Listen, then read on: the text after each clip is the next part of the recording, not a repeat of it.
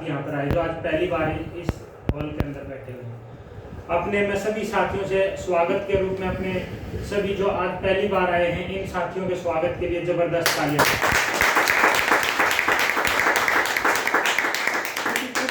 कुछ दिन पहले मैं भी सर आपकी तरह यहीं पे आया था, डिस्कशन हुआ था, विजेंद्र सर यहाँ पे मुझे मिले थे और मैं शुक्रगुजार हूँ क्योंकि अगर सर ने मुझे वो रास्ता नहीं दिखाया होता तो शायद आज ये रैंक हासिल नहीं की होती। तो एक जबरदस्त क्लैपिंग मेरे अपलाइन जिन्होंने ये रास्ता दिखाया मुझे। और आज क्योंकि यहाँ पर करोड़ों की बातें होती है लेकिन करोड़ों को लेने के लिए भी हमें डायरेक्शंस की जरूरत पड़ती है, क्योंकि जो लोग पहले इस काम को कर चुके हैं वो हमें रास्ता दिखाएंगे, हमें केवल चलने की जरूरत होती है। क्योंकि जितनी ज्यादातर मुसीबतें इन्होंने झेलनी थी झेल चुके हैं। कम से कम जिस लेवल तक आज विजेंद्र सर हैं उस लेवल तक तो हमें मुसीबत नहीं आने देंगे। ये सर नो तो जबरदस्त तालियां मेरे तमाम ग्रो लाइन जितने साथी आज पहली बार आए हैं या ज्वाइन कर चुके हैं मेरे साथ पिछले कुछ दिनों में और अपने चेक सेलिब्रेशन भी कर चुके हैं, अपने चेक भी आ रहे हैं जैसा जैसा आज ये प्लान बताया था। तो मेरा नाम संदीप मलिक है, मैं पेशे से इंजीनियर हूँ। डायरेक्ट सेलिंग इंडस्ट्री की बात करें तो एक ये अजीब सा बिजनेस है, अजीबोगरीब बिजनेस है क्योंकि लोग इसको सीरियस नहीं लेते। मैं अपने बारे में बताना चाहूँगा कि मैंने 2000 के अंदर अपनी इंजीनियरिंग की पढ़ाई पूरी की और 15 साल तक नौकरी की थी। और नौकरी के अंदर जो मेरी सैलरी थी लगभग 94,000 रुपये थी, 86,000 रुपये मुझे कटा के मिलती थी। तो सिर्फ एक उम्मीद थी, एक सपना था, मैं चाहता था कि मैं भी कुछ बड़ा करूं। और हर इंसान का होता है तो शायद मेरी भी सोच गलत नहीं थी क्योंकि आज हर आदमी आगे बढ़ना चाहता है। यस और नो? जब हम आगे बढ़ना चाहते हैं तो हम रास्ते तलाशते हैं। और जिस कंपनी के अंदर मैं नौकरी करता था मेरे दिमाग में एक ही चीज आती थी कि हम मेहनत करते हैं और लाला बहुत अच्छा यहाँ से पैसा कमाता है। यस और नो? तो धीरे धीरे रुझान बढ़ता रहा और दिमाग में सिर्फ एक ही चीज आई कि मैं भी एक अपनी फैक्ट्री लगाऊंगा, मैं भी मालिक बनूंगा। मालिक बनने के बाद मैं भी लाखों रुपए महीने का कमाऊंगा और धीरे धीरे करोड़ों रुपए में कन्वर्ट हो जाऊंगा। लेकिन कहते हैं कि सारे सपने यानी ब्याह के सारे गीत सच्चे नहीं होते। ये सब नो मैंने भी कोशिश की, फैक्ट्री लगाई, लाखों में भी पहुंचा मैं, करोड़ों की इन्वेस्टमेंट की मैंने उस फैक्ट्री में, क्योंकि आजकल लाखों में तो कुछ भी नहीं होता, 70 से 80 लाख का तो माल ही डलवाया था। लेकिन जब हमने देखा कि आज मार्केट के अंदर ऊपर नीचे उतार चढ़ाव बहुत ज्यादा है, कहीं उधार फंसने लगी, कहीं माल खराब होने लग गया, यानी कुल मिला के जब बचत देखी गई, सालों कर साल हमने आगे से आगे काम किया तो घूम फिर के 2 लाख 2.5 लाख रुपए महीना की बचत थी। क्योंकि कई बार हम लेबर को लेके परेशान, कभी माल को लेके परेशान, कभी उधार को लेके परेशान, तो सारी चीजें चलती हुई आ रही थी। विजेंद्र सर मेरे पुराने मित्र भी रहे हैं, टाइम टू टाइम मुझे फोन करते रहते थे, बताते रहते थे, लेकिन मैं कहता था कि नहीं सर ऐसे तो नहीं हो सकता, इतना पैसा नहीं आ सकता, प्रोडक्शन में है जो कुछ है। मेरे फादर साहब भी कहते बेटा जब तक आप कुछ पैदा नहीं कर रहे तो आप करोड़ों रुपए कमाने की उम्मीद कैसे कर सकते हो। लेकिन 2016 में भारत सरकार का मैं आभार व्यक्त करता हूँ और दिल से क्लैपिंग चाहता हूँ इस कंपनी के CMD सर संजीव सर के लिए जबरदस्त तालियां।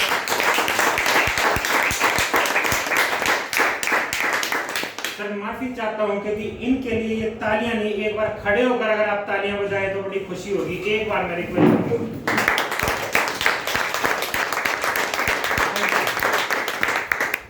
इनकी सोच इतनी फाइन सोच थी, गवर्नमेंट जॉब से रिजाइन किया या रिटायर जैसे भी किया उन्होंने, मुझे पूरा नहीं पता उस चीज के बारे में, लेकिन एक सोच थी कि आज एक तरफ हमारा गरीब आदमी है और एक तरफ अमीर आदमी, क्योंकि बीच के आदमियों की एक लाइन खत्म होती हुई जा रही है।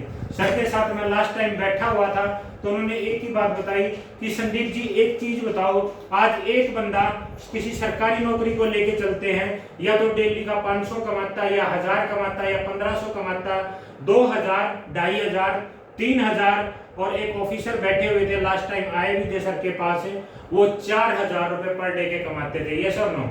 यानी महीने के 1,20,000 रुपए उनकी तनख्वाह थी।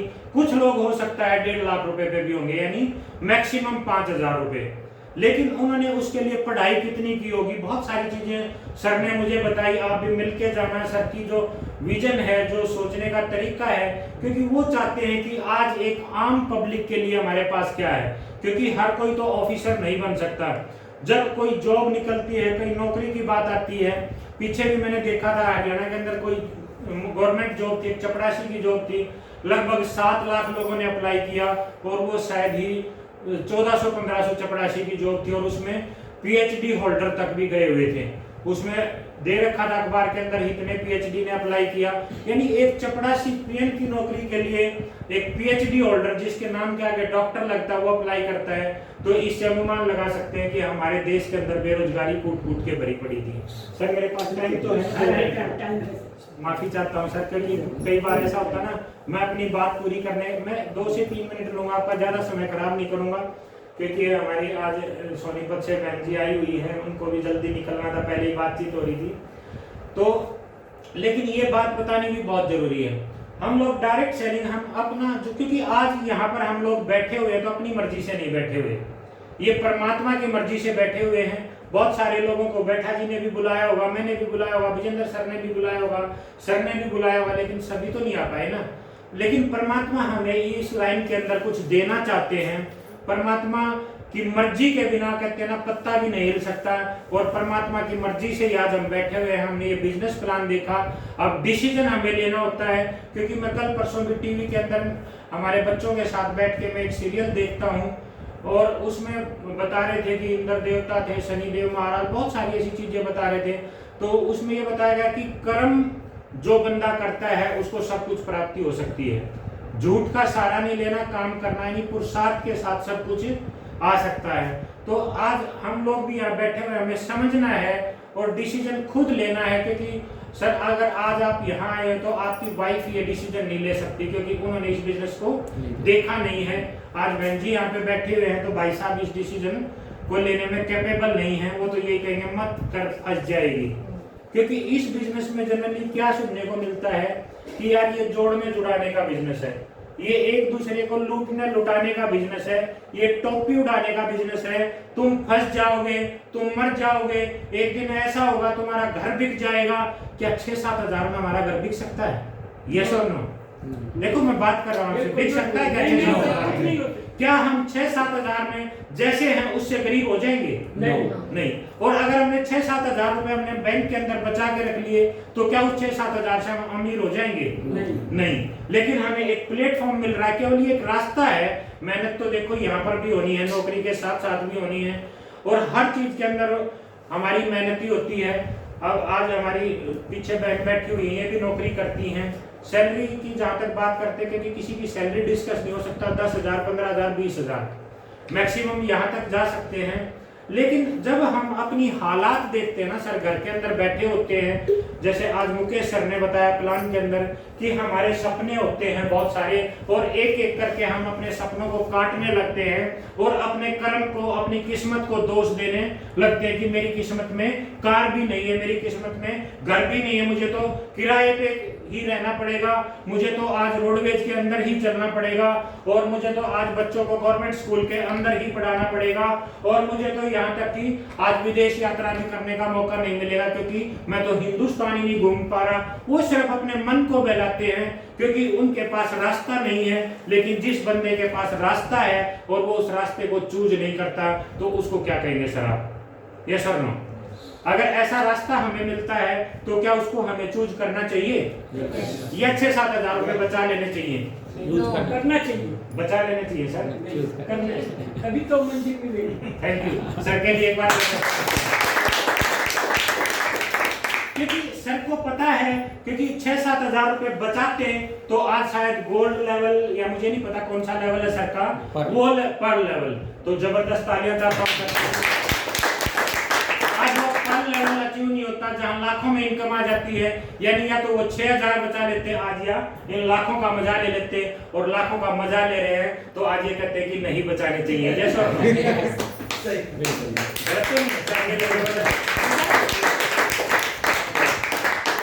हमारी हालत कई बार कमजोर होती है, और मैं जनरली हर मीटिंग में ये बात बोलता हूँ जब भी मुझे मौका मिलता है कि हालात के जख्म या तो आदमी को ढेर कर देते हैं, या वही हालात के जख्म उसी आदमी को साला बब्बर शेर कर देते हैं। सिर्फ ऐसा नहीं करना चाहिए, क्योंकि जब हम फैसला नहीं लेते तो हम किस्मत को दोष करते हैं, क्योंकि दोष हमारा होता है, गलती मेरी होती है। अगर मैं इस व्यापार को नहीं करता तो मैं स्टार नहीं बनता, मैं ब्लू स्टार नहीं बनता। पिछली 21 तारीख को मैंने शुरू किया था, 21 तारीख से लेके अभी तक 28,000 रुपए मैंने यहाँ से छाप दिए, तो शायद मैं वो 28,000 रुपए भी नहीं छाप सकता था। ये सुनो, तो वो कहते हैं ना कि मंजिल की अभी तो हमने शुरुआत की है, अभी तो आगे का बहुत बड़ा फासला कवर करना है, बातें कुछ ज्यादा हो जाएंगी।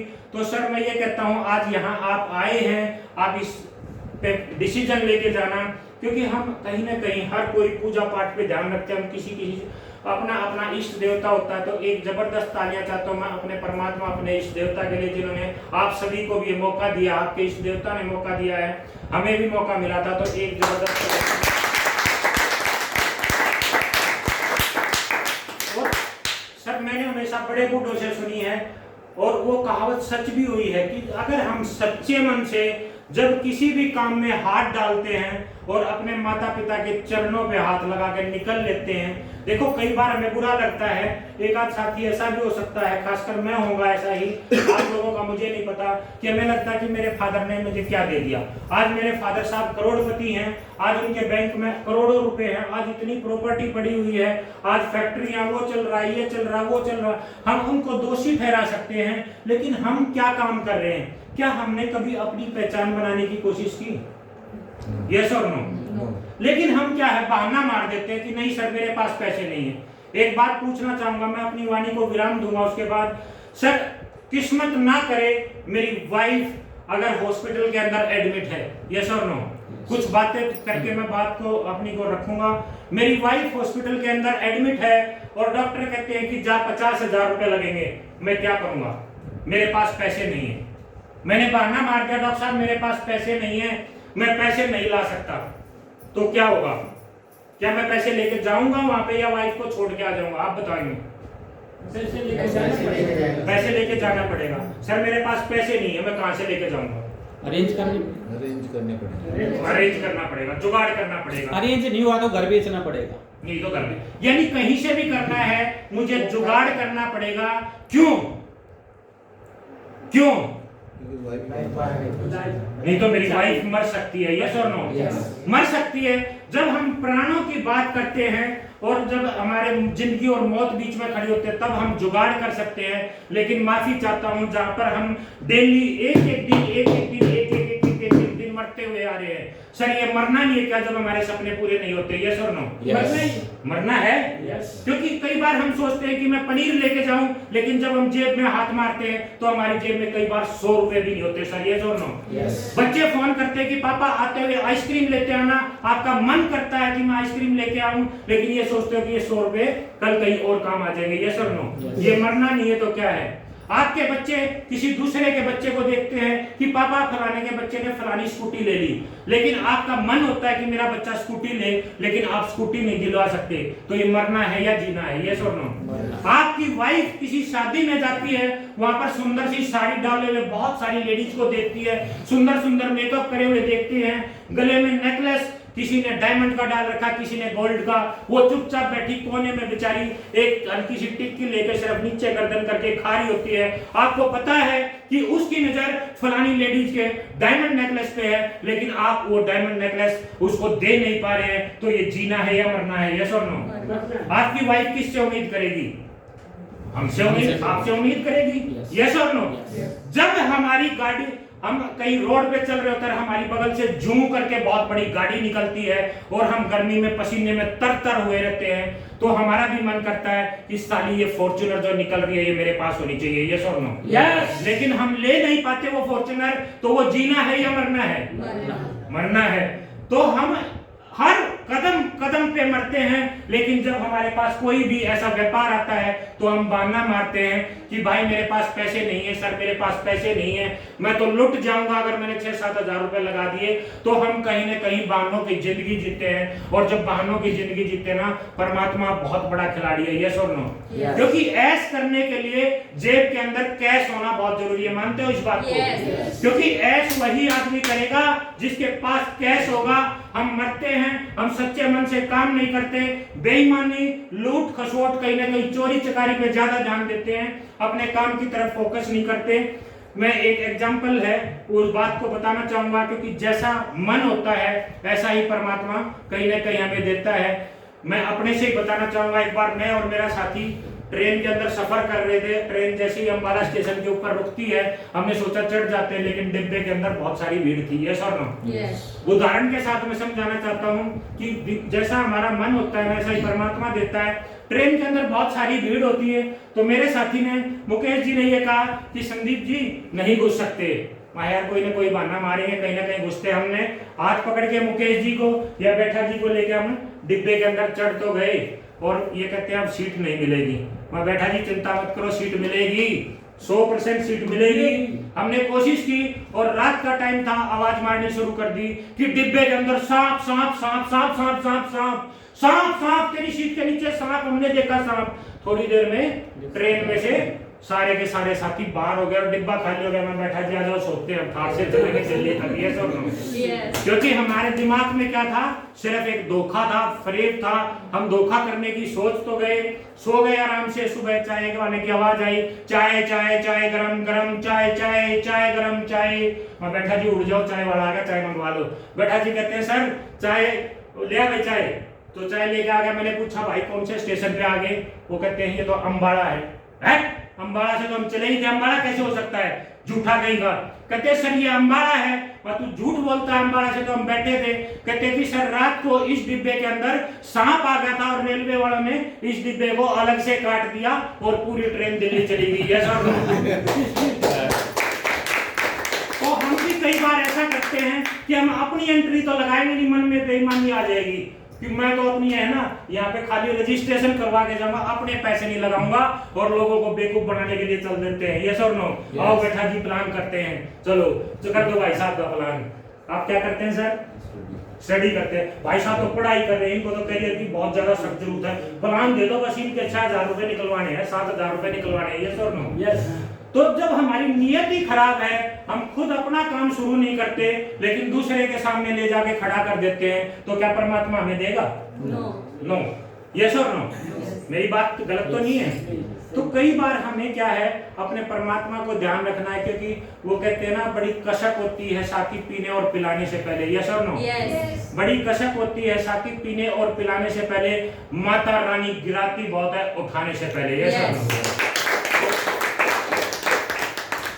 मैं आपसे रिक्वेस्ट करूंगा आज सर के साथ बैठना।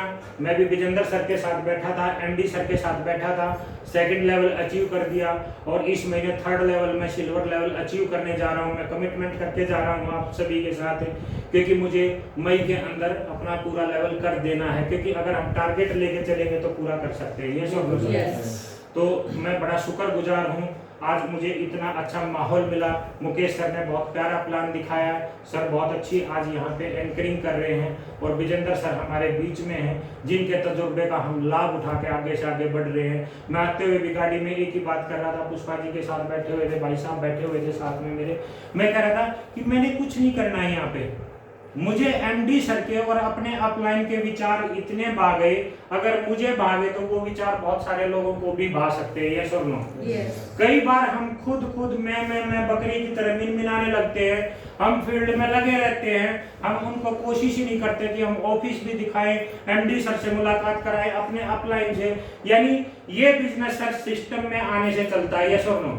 जो बंदा है कहता मैं प्लान दिखाऊंगा और मैं एंट्री लेके आऊंगा, वो फेल हो जाता है। तो आप सबसे रिक्वेस्ट है आप शुरू करना, और जैसे जैसे आपके अपलाइन कर रहे हैं, क्योंकि वो उस रास्ते से निकल के सिर्फ कदमों के ऊपर कदम रखते हुए चलना, जैसा वो बोलते हैं। मेरी रिक्वेस्ट है, अगर आपको पता है कि आपका अपलाइन सच्चा और नेक है तो आप उसी हिसाब से इस बिजनेस को करना। माता रानी आप सबके भंडार भरे और आप सब यहाँ पे अपने अपने सभी के सपने, किसी को भी जो शब्द यहाँ पे मुकेश जी ने बताया था, कॉम्प्रोमाइज हमारी जिंदगी में ना आई, यस और नो। और परमात्मा से ये उम्मीद करते हैं कि आप शुरू करो और नेक्स्ट टाइम सारे भाई बहन अपनी अपनी गाड़ी में, लग्जरी गाड़ियों में सर जहाँ घुमाएंगे, हम घूमने के लिए चलेंगे। सर की ओर से टूर होगा, वो हमारा लेवल सर बताएंगे कि बताओ कौन सा लेवल फाड़ना है सर, लेकिन टूर सर से भरी ले लेंगे, यस और नो। तो जबरदस्त तालियों के साथ